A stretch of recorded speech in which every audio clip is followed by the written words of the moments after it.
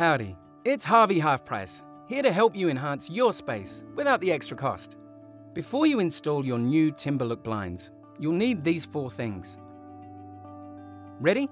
Let's go.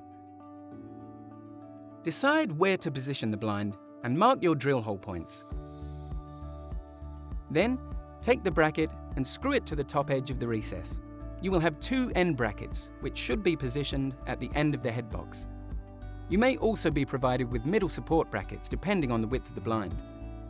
The head box provided is ready to install and simply clips into the brackets.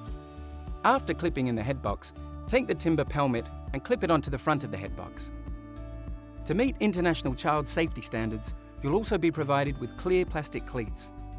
Simply follow the detailed instructions provided with your blinds to install the cleats correctly. That's all there is to it. If you have any further questions, give us a call or send us a message anytime. Toodles!